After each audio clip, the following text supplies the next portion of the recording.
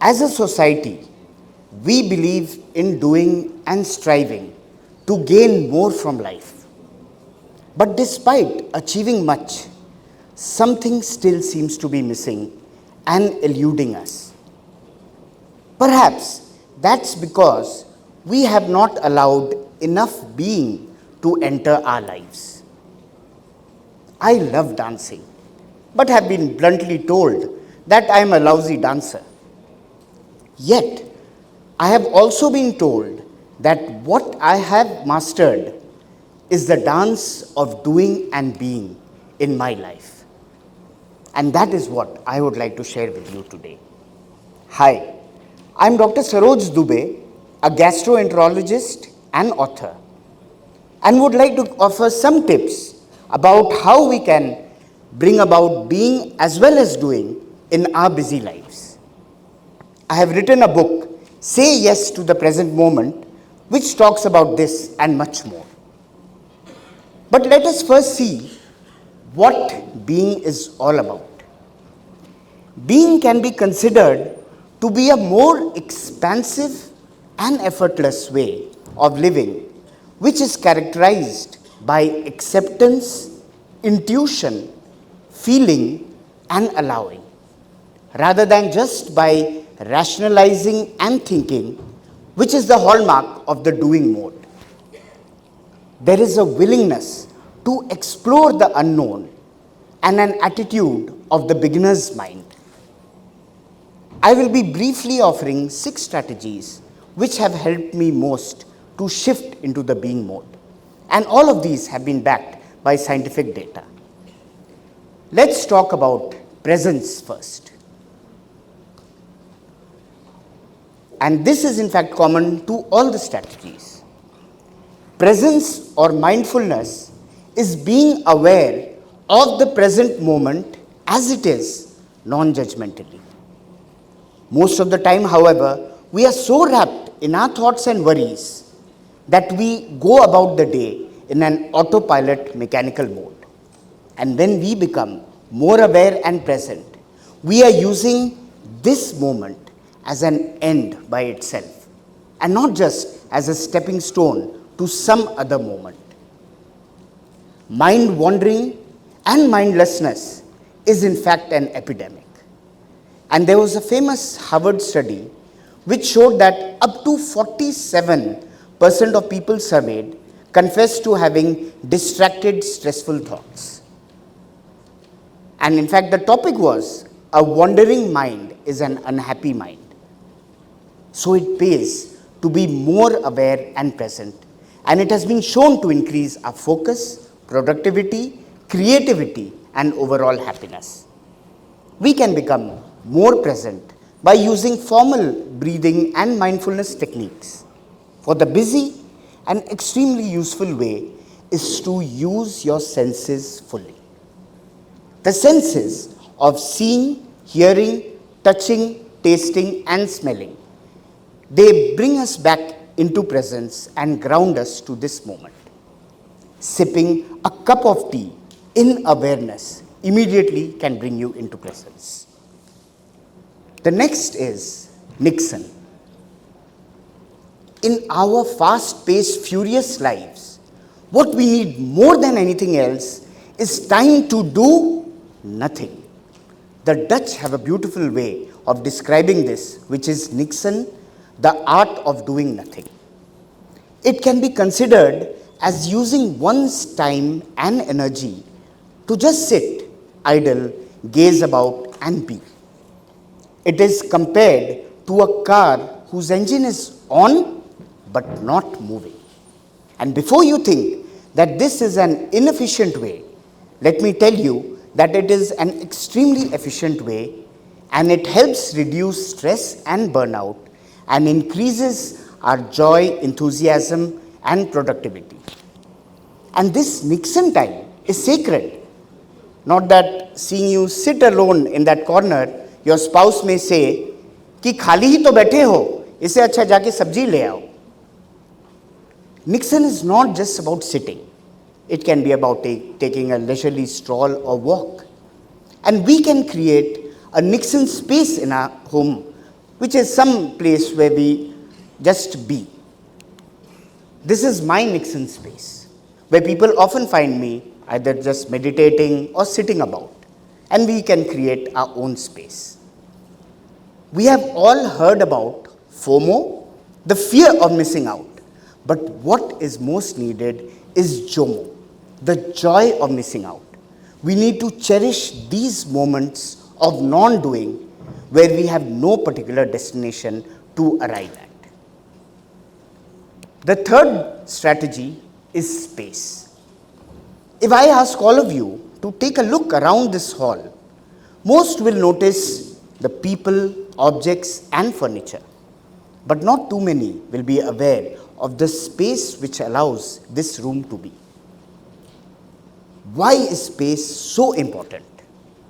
A study by Janice Marturano found that among the CEOs in US, most of them wanted more space in their lives as compared to more money or power. Living on a non-stopped treadmill takes its toll on us, and we need more space to step back from the treadmill. We need more space to listen to the voice of our heart so that we become more compassionate and tender human beings. This slide by Viktor Frankl tells us all about space. Between stimulus and response, there is a space. In that space lies the power to choose our response, and in that choice lies our growth and freedom. Tara Goldman calls it the magic quarter second. And in that fraction, we can watch our thoughts and emotions so that we do not react compulsively and rather respond wisely. How do we create more space in our lives? By being aware of space around things and objects and spending some time in silence. A very natural way which I have found is to create pauses and gaps in our daily routine. When things become very chaotic, I just take a couple of minutes to reconnect with my body, with my breath, and carry on. You can see me here in between my OPD and procedures, simply taking a couple of minutes to reconnect and then resume rejuvenated. The fourth strategy is savoring, which is a sure short way of coming into being. Savoring can be defined as lingering on to a positive moment in order to prolong it. It is the ability to attend, appreciate, and enhance a pleasant experience. But this is contrary to what we mostly do, as we are so distracted and disconnected.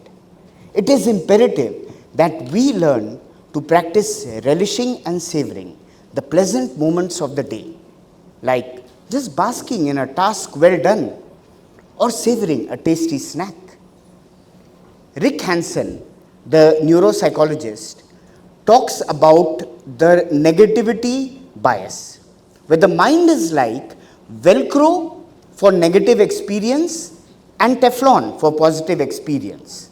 Meaning, when something negative happens, we just latch on to it and keep on thinking about it, while the pleasant moments just slide by like Teflon without moving us. However, when we savor and absorb these pleasant memories, we are training the neurons to store it in the memory. This is the basis of positive neuroplasticity.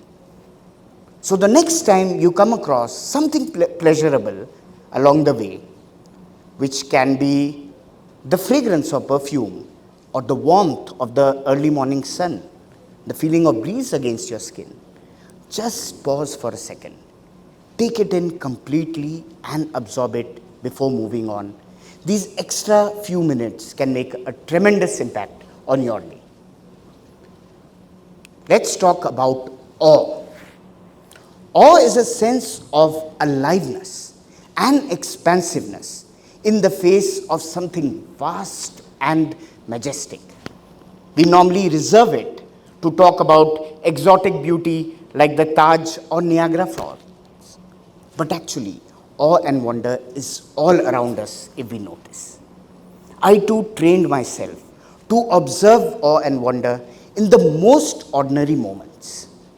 The pattern of clouds in the sky, the falling raindrops, or just a sunrise or sunset. We simply need to be a little still. Standing here in this TED podium is an awe-inspiring experience.